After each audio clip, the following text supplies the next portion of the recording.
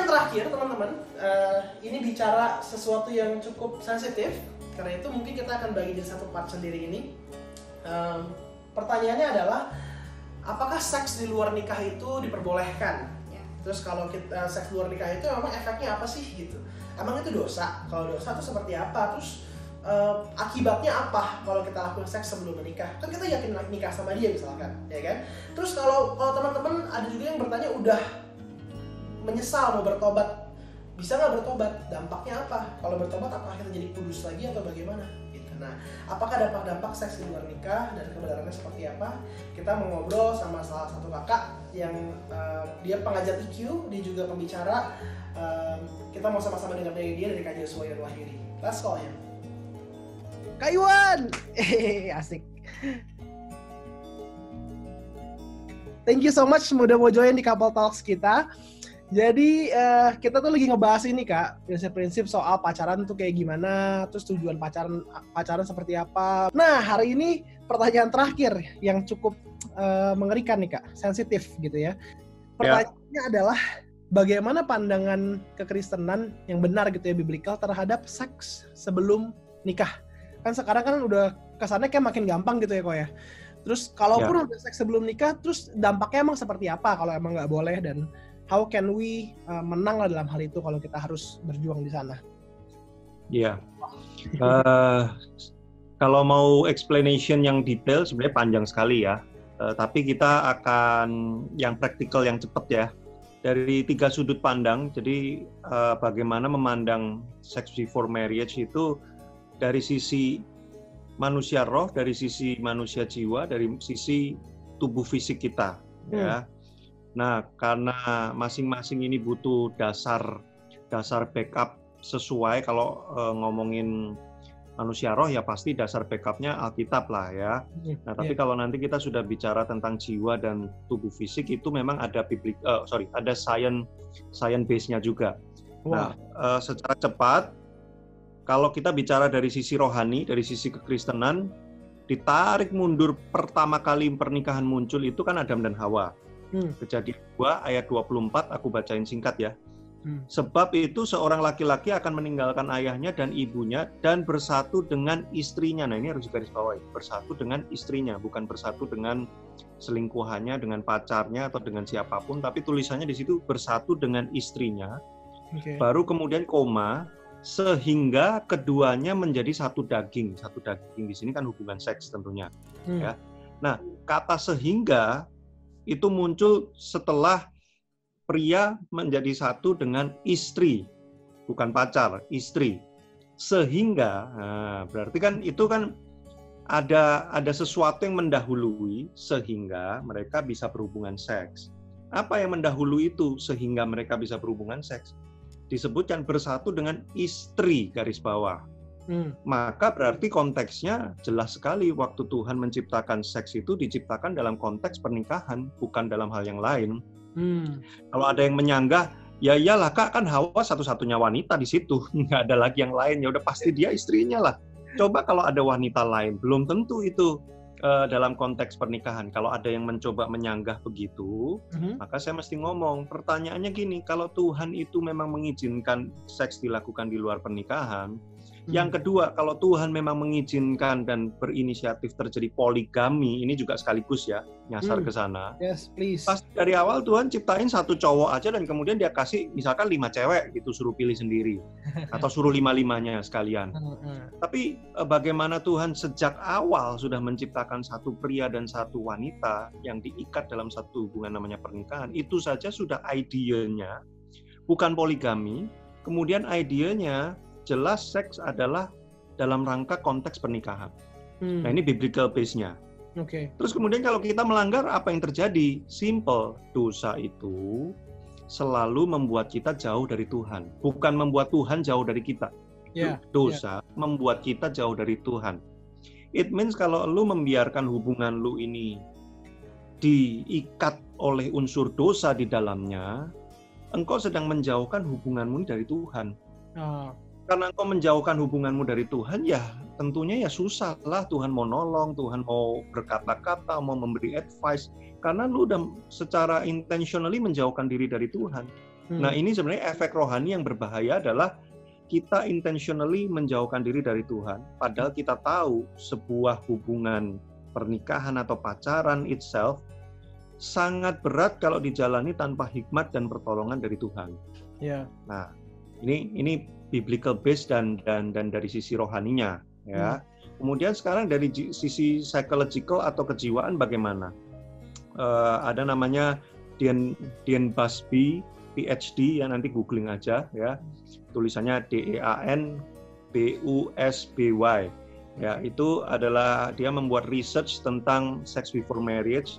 Dan dia menyatakan dalam jurnalnya bahwa orang-orang yang berhubungan seks setelah menikah, it means menggunakan seks sesuai dengan konteksnya, ditemukan, nah angkanya aku lupa exact detailnya, ditemukan kurang lebih itu sekitar 15-25% di masing-masing indikator ya. Angka detailnya lihat aja, cari di googling. Sekitar 15-25% satu, lebih merasakan bahagia dengan pernikahannya. Kedua, lebih mudah menyelesaikan konflik di dalam pernikahannya. Ketiga, lebih lancar komunikasinya antara suami dan istri. Nah, itu hasil riset yang dipublikasikan jurnal oleh Dean Busby ini, bahwa orang yang menahan diri menggunakan seks sampai nanti dalam konteks pernikahan, memang kehidupan pernikahannya lebih stabil, lebih less of problem, dan lebih satisfying. Sedangkan orang-orang yang tidak bisa menahan dirinya, selama ini dari pengalaman dan dari pengamatan yang saya lihat ya, dari sisi wanita, kalau dia berhubungan seks sebelum menikah, dia akan condong hatinya tuh lebih melekat sama pasangannya. Sehingga dia kayak, ini udah yang paling berharga yang gua punya dan gua udah kasih sama lu. Jadi ya gua udah kayak nempel aja sama lu seterusnya gitu kan. Nah ini yang seringkali bikin memang cewek akan jadi lebih posesif, lebih ngerasa nggak aman. Itu tanpa sadar terjadinya, bukan secara consciously gitu, tapi subconsciously. Karena dia merasa apa yang dia paling berharga yang dia miliki, dia udah kasih. Jadi dia mesti memastikan bahwa cowoknya nih nggak akan ngapa-ngapain nih, nggak akan meninggalkan dia gitu. Jadi gue mesti pegangin, karena the best thing in my life gue udah taruh di dia gitu kan. Nah ini yang kemudian tanpa sadar memang rasa nggak aman jadi muncul. Nah sebaliknya cowok jadi merasa lebih gampang. Ini cewek lebih gampang gitu, karena yang the best thing-nya aja gue udah bisa dapet sekarang gitu kan. Sehingga subconsciously juga dia jadi kayak lebih nggak terlalu menghargai wanitanya sebagaimana kalau dia belum dapetin itu gitu. Nah ini subconsciously terjadi. Nah makanya dari sisi rohani aja lu udah menjauhkan diri dari Tuhan. Dari sisi psychological things-nya lu menciptakan potensi-potensi konflik-konflik yang nggak perlu. Nah kemudian dari sisi fisik, tubuh fisik, nah ini yang paling susah sebenarnya adalah otak manusia itu punya yang disebut dengan imprinting. Imprinting itu adalah apa yang pertama kali kita alami, itu kita jadikan sebagai acuan utama harus kayak gitu. Nah, kalau pengalaman seksual kita yang pertama itu berada di luar konteks pernikahan, pasti kan ada perasaan kayak yang pertama kali loh ya, pertama kali pasti ada perasaan kayak, ini bener nggak ya, ini gimana ya, boleh nggak sih, ini kayak ada apa ya, deg-degan, ada merasa bersalahnya juga, tapi ada excitement juga di situ, terus kayak ada ya enggak. Nah, itu terimprint. Pengalaman seksual pertama kali yang sebelum di luar pernikahan itu terimprint menjadi sebuah acuan dasar, seperti itulah hubungan seks seharusnya. Nah, maka ketika dia sudah menikah, kan lain dong. Maksudnya deg-degan antara boleh nggak bolehnya kan udah nggak ada. Kan lu udah legal gitu kan, tanda kutip. Jadi udah beda. Nah, karena udah beda, otak kita akan berkata bahwa bukan yang ini. Hubungan seks yang sesungguhnya bukan yang ini, yang kemarin itu loh, yang ada kayak deg-degan gimana-nya, adventure-nya. ada perasaan bersalahnya dikit, ada kayak waduh ini boleh enggaknya. Nah, yang kayak gitu. Yang ini iya ini hubungan seks tapi bukan ini yang gua maksud. Nah, itu otak kita tuh kayak mengirim sinyal seperti itu. That's why kenapa seringkali beberapa orang bahkan banyak pasangan merasa kayak kok nggak seseru waktu dulu ya, kok nggak se-enjoy waktu dulu ya, karena memang otak kita udah antara apa yang diimprint pertama kali dengan yang sekarang udah berbeda. Nah itu sebabnya pasangan-pasangan model kayak gini kemudian bisa jadi terjebak kepada nanti kayaknya kalau sama orang lain yang bukan istri gua atau suami gua, perasaan deg-degan itu kan muncul lagi. Ya. Ini seru nih, yang ini nih, yang kemarin nih, yang ini nih. Nah, itu mendorong dia bisa lebih mudah untuk jatuh ke dalam perzinahan tuh karena hal-hal yang seperti itu. Nah, secara dirangkum, kalau 3 hal ini terjadi simultan bersamaan jebret, ya can you imagine gitu, how big your problem yang lu mesti adepin gitu kan. Lu meninggalkan Tuhan, lu berhadapan dengan insecurity, lu berhadapan dengan problem-problem kejiwaan yang sebenarnya nggak perlu ada, dan secara fisik sendiri juga lu mesti struggling nanti ketika sudah menikah tuh bagaimana untuk ngeberesin apa yang sudah terlanjur terimprint di otak ini, bisa nggak diberesin? Bisa, tapi nggak segampang itu. Nah, ini sebenarnya alasan secara singkat ya, kenapa sex before marriage itu bukan cuma sekedar dosa, bukan cuma sekedar ya ajaran agama nggak membolehkan, tapi memang efek-efek yang lain-lainnya itu nggak oke gitu. Konsekuensinya gitu, memang banyak ya kok ya? Iya. Nah, bagaimana kalau misalkan seseorang sudah melakukan seks di luar nikah gitu ya, apalagi mungkin berkali-kali dan gonta-ganti pasangan gitu, tapi saat ini dia bilang mau bertobat. Nah, efeknya gimana tuh? Kan bisa diberesin, gue juga percaya pasti kita bisa beresin, cuma kan susah kan, memang nggak segampang itu. Tapi is there any hope, dan praktikalnya mesti kayak gimana sih, yang membedakan apa kalau dia mau bertobat sama enggak gitu? Oke, secara riset sendiri juga orang yang sudah berhubungan seks di luar nikah waktu dia pacaran, kemudian dia putus dengan pacarnya, lalu dia punya pacar yang baru, riset mengatakan bahwa dia akan cenderung lebih mudah jatuh ke hubungan seks lagi dengan pacar barunya. It means cepet banget gitu, gampang. Nah, kalau dia melakukan ini berkali-kali dengan orang yang berbeda-beda, nanti waktu dia menikah, dia akan punya referensi berbagai macam perlakuan seksual. Yang which is itu nanti dengan pasangannya subconsciously, ini banyak sekali semuanya subconsciously ya.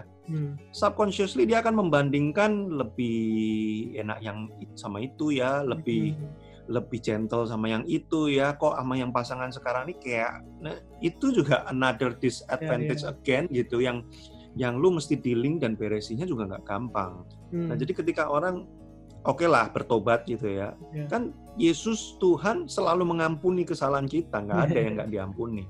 Tapi konsekuensi itu dia tidak hapus begitu saja. It means gini, kalau lu memang benar-benar mau bertobat, secara rohani nggak usah pusing lah. Lu tinggal ngaku dosa, minta didoakan oleh pembina lu yakin lu memang benar-benar bertobat, selesai udah, urusan rohani selesai. Tuhan di pihakmu 100%. Tapi urusan jiwa dan urusan fisik ini yang susah. Artinya kamu mesti satu bersedia untuk menanggung konsekuensinya. Nanti akan ada perasaan-perasaan nggak aman dengan pacarmu yang baru pun juga bisa. Kalau ini misalkan putus terus kemudian pacar baru ya, atau misalkan bertobat terus lanjutin dengan orang yang sama tapi komit untuk nggak having sex sebelum menikah gitu kan.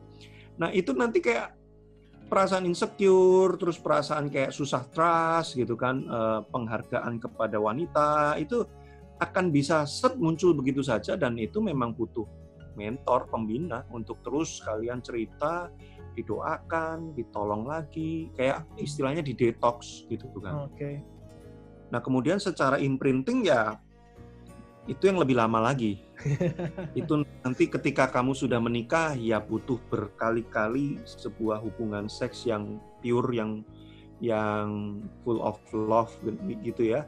Untuk kemudian itu kayak menggantikan jalur yang tadinya jalurnya ke sana, jadi pelan-pelan itu mesti dipindahin ke arah yang berbeda. Nah itu berkali-kali. Dan ini bisa frustrating bagi beberapa pasangan.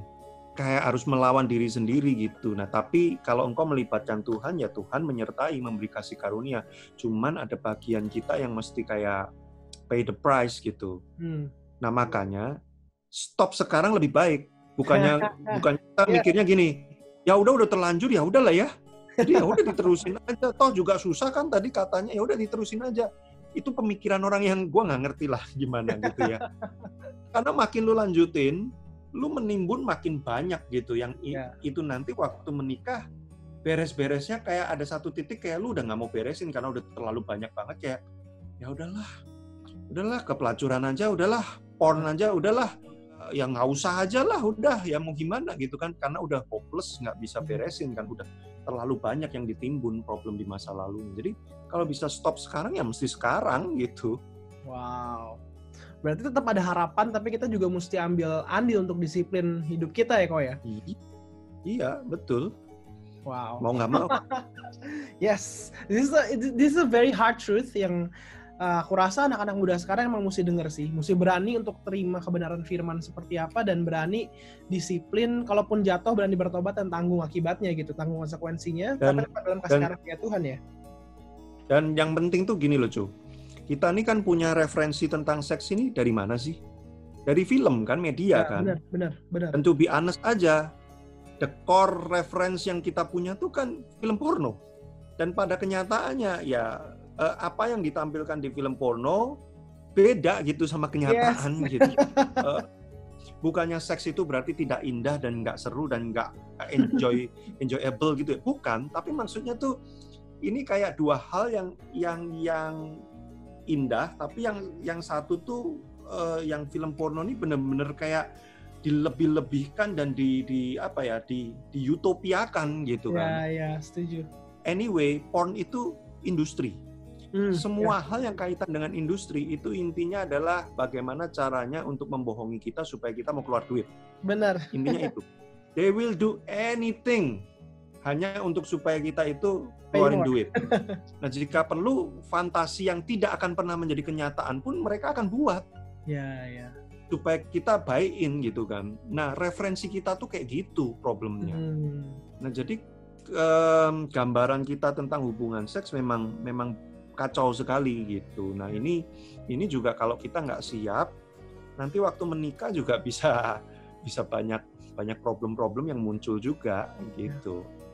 Wow.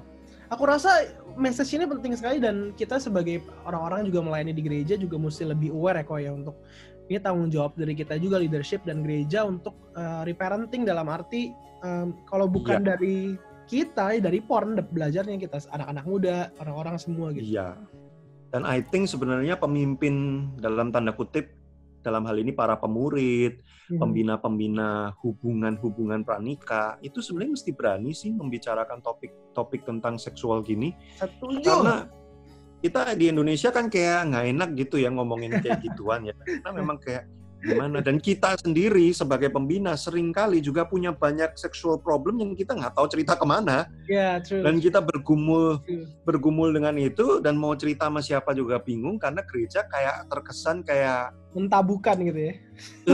Gitu. Nah, kalau bukan gereja yang mengedukasi terus, atau orang tua should be, tapi ya kita tahu parenting zaman sekarang juga seperti apa gitu kan. Nah, maka gereja kalau nggak take part di situ, terus siapa lagi yang mau ngajarin itu? Karena to be honest, kalau dunia ngajarinnya, ya udahlah, kalau lu nggak tahan ya lu pakai kondom aja lah, udahlah. Gitu, udah kayak hopeless gitu kan. Nggak bisa mau ngomong apa lagi, yang penting ya lu aman deh, nggak sampai kebobolan. Itu dunia cuma bisa gitu doang. Wow. Wah, thank you banget nih Ko. Ini eye opening sih, maksudnya untuk kita semua. Aku rasa walaupun singkat tapi sangat jelas dan bisa jadi guideline gitu buat anak-anak muda, apalagi untuk mereka tahu ini rambu-rambunya jelas dan tegas gitu dalam hal seks sebelum nikah. Dan kalaupun sudah jatuh, masih ada harapan untuk berubah dan disembuhkan. Gue suka banget kalimat itu tadi, bahwa Tuhan mengampuni, tapi kita mesti tanggung konsekuensinya, dan dalam menanggung itu kita nggak bisa sendirian ya. Kita mesti ada pemurid, ada komunitas yang bantu kita sembuh ya Ko ya. Wah. Yes, exactly. Woo, thank you so much Ko. Gue bersyukur banget nih. You mau luangin waktu untuk ngobrol singkat seperti ini. ini akan jadi berkat buat anak-anak, bukan cuma Aba Youth, bukan cuma di gereja kita, tapi gue percaya banyak orang-orang lain akan diberkati lewat ini. Yeah. Oke, that's the couple talks. Thank you buat teman-teman yang udah dengerin. Semoga semua pembicaraan ini bisa mengklarifikasi dan memberikan insight tentang prinsip apa yang kita pegang, pengajaran apa yang kita pegang di Aba Love, dan dasar-dasar firman Tuhan apa yang kita percaya untuk mendukung prinsip-prinsip ini. Sekali lagi, kami minta maaf kalau ada yang offend beberapa teman-teman, tapi percayalah kami nggak ada yang sengaja meng-offend. Kita mengasihi teman-teman, kita ingin teman-teman berjalan sesuai dengan kehendak Tuhan, dengan firman Tuhan.